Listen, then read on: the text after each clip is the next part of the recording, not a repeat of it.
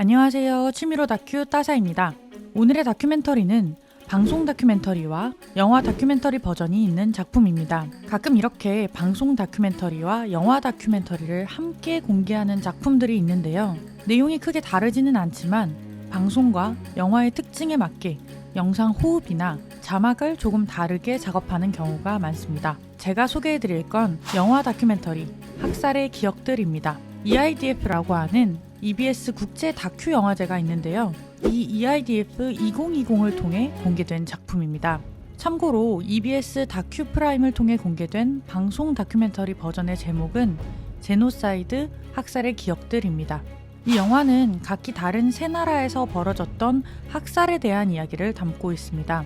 민주 캄푸치아, 지금의 캄보디아에서 일어났던 킬링필드, 나치 독일의 홀로코스트, 르완다의 르완다 집단 학살.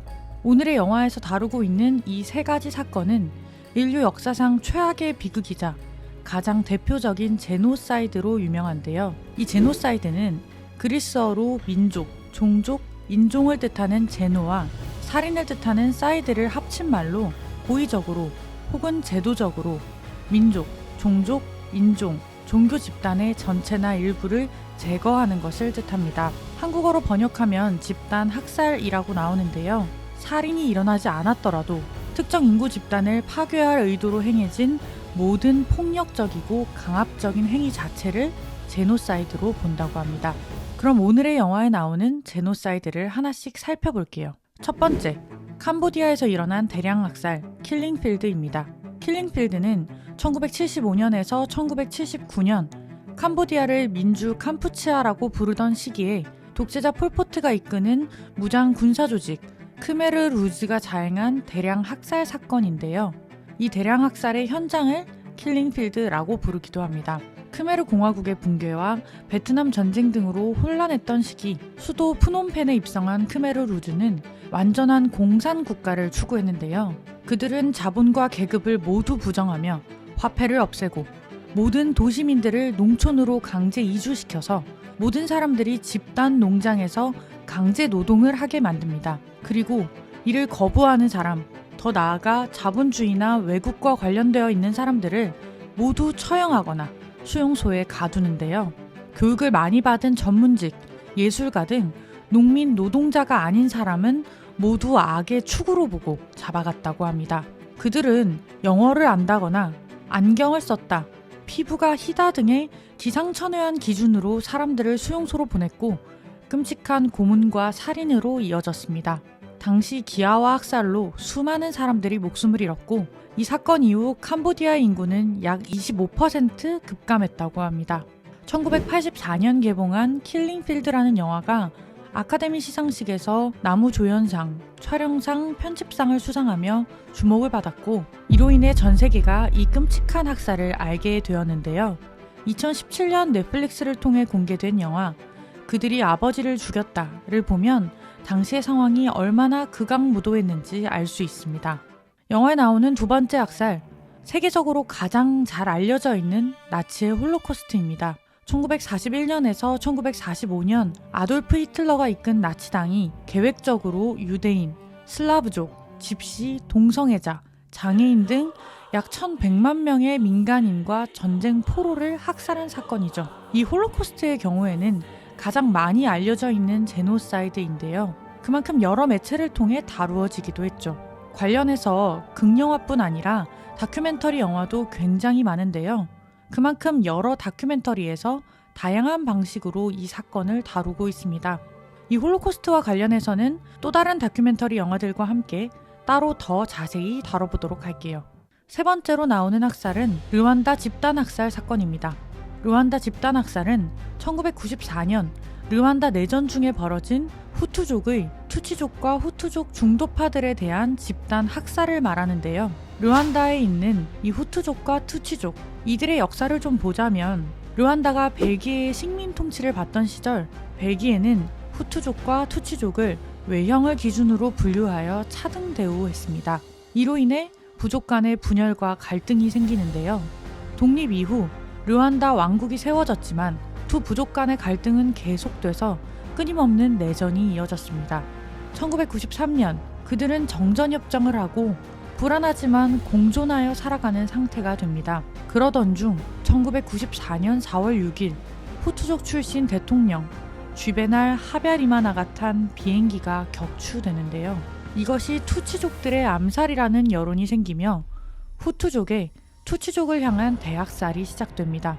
가족, 이웃이었던 투치족들이 끔찍하게 살해되죠. 이 학살은 100일이라는 짧은 기간 동안 이루어졌다는 점에서 더욱 놀라운데요.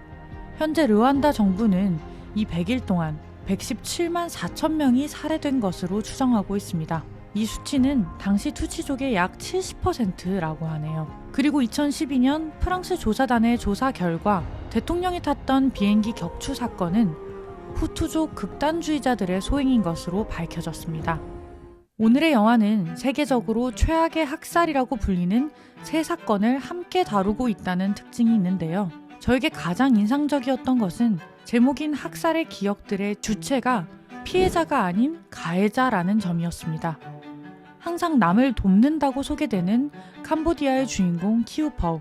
그는 킬링필드 시기 악명 높았던 수용소 뚜얼슬랭에서 일했던 크메르 루즈였습니다. 이 뚜얼슬랭은 생존자가 12명뿐일 정도로 가혹했던 수용소로 유명합니다. 너그러우며 인품이 훌륭하다고 소개되는 독일에서 미국으로 건너온 주인공 우르슐라 마틴스. 그녀는 히틀러 청소년단 출신입니다. 열심히 기도하며 이웃을 돕는 르완다의 느탄바라 장클로드. 그는 르완다 대학살 시기 수많은 투치족 이웃을 죽인 살인자입니다. 혐오와 갈등의 주체였던 세 사람. 이들은 왜 그런 행동을 했고 또 지금 무엇을 말하고 싶을까요? 부모님 없이 절에서 자란 퍼우는 좋은 세상, 더 나은 사회를 만든다는 폴포트의 말을 믿었다고 말합니다. 6살 때 나치라는 단어를 알게 된 우르슬라는 나치는 좋은 사람이라고 배웠으며 제1차 세계대전 이후 고통받던 독일을 다시 위대하게 만든다는 히틀러를 보고 좋은 삶에 대한 희망을 가졌다고 이야기합니다. 그녀는 유대인에 대해서는 아무 감정이 없었지만 무언가 잘못했겠거니 생각했다고 말하죠. 르완다 학살 당시 경찰관이었던 느탄바라는 대통령 암살 사건 이후 정치인들이 쏟아내는 말을 그대로 믿었다고 말합니다.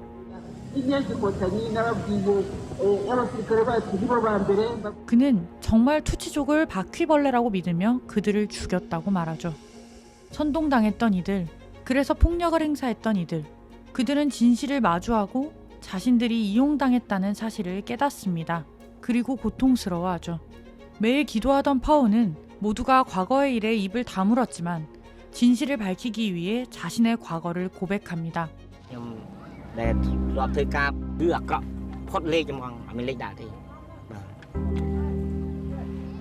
LA 홀로코스트 박물관을 둘러보던 우르슐라는 한때 자신이 너무나 사랑하고 존경했던 히틀러의 사진을 보며 고통스러워합니다.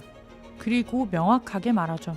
And I'm sorry to say that my soul and my heart was part of the organization that I joined. 그녀는 나치였던 경험을 책으로 쓰고 희생자들을 만나 용서를 구하며 여생을 보내고 있다고 합니다. 느탄바라는 내가 인간이 아니었음을 깨닫게 되었다며 자신이 죽이려 했으나 살아남은 클로댓을 찾아가 용서를 구하죠. 그는 클로댓을 끊임없이 찾아가 사과하는데요. 결국 클로댓은 그를 용서합니다. 그리고 그들은 친구가 되죠. 이 장면은 좀 많이 놀라웠는데요. 나를 죽이려 했던 두렵고 저주스러울 존재를 용서하고 친구가 되는 클로댓의 이 용기와 따스함이 충격적이면서도 따뜻하게 느껴졌습니다.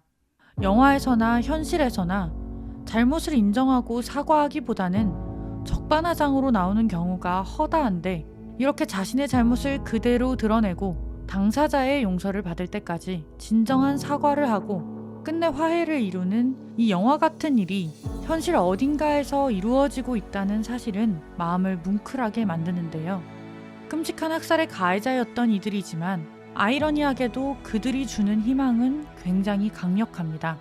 아무도 사과하지 않는 것 같지만 누군가는 사과를 한다는 사실이 주는 희망이 뭔가 벅차는 기분이 들게 만들었는데요.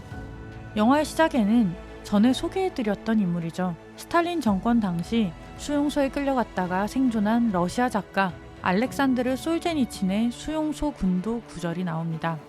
오직 악한 일만 저지르는 자들이 있다면 그들과 우리를 구분하는 건 간단한 일이다.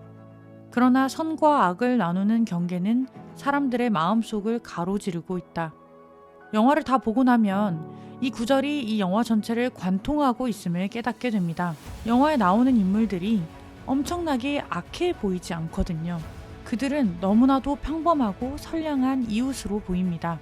나치였던 우르슬라는 이렇게 말합니다. You think a man with your neighbor couldn't do it? That can happen anywhere. 그리고 느탄바라는 이렇게 말합니다. umuntu waza yigisha amacakubiri ngo wowe umeze gutya nanjye meze gutya ntabwo nabyemera ko badushize abo batwigisha gutyo badushukaga nasanze twese turi abantu kimwe nta tandukanirizo. 나와 다르다고 배척하고 더 나아가 혐오하고 때로는 폭력적으로 변하기도 하는 사회에서 이 분노가 어디에서 오는 것인지를 고민해 봐야 하지 않을까. 과연 그들이 나와 정말 다른 것인가? 누가 바퀴벌레라고 외치고 있는가를 생각해야 하지 않을까? 끔찍한 학살의 가해자였던 이들의 진심 어린 고백을 통해 왠지 모르게 치유를 받게 되는 영화. 혐오와 갈등이 가득한 사회에서 이를 가라앉힐 수 있는 것은 누구라도 먼저 우리가 크게 다르지 않음을 깨닫고 그렇게 미워할 상대가 아니고 그냥 조금 다른 것이니 서로 이해해 보자고 함께 잘 살아가 보자고 그렇게 손 내미는 작은 움직임이지 않을까 하는 생각이 들게 만드는 영화. 오늘의 다큐멘터리 영화 학살의 기억들이었습니다. 학살의 기억들은 뒷박스에서 보실 수 있습니다. 그리고 방송 다큐멘터리 제노사이드 학살의 기억들은 유튜브에서 보실 수 있습니다. 오늘의 영상이 도움이 되셨다면 좋아요와 구독을 부탁드립니다. 다음번에도 좋은 다큐, 흥미로운 인물들과 함께 돌아오겠습니다.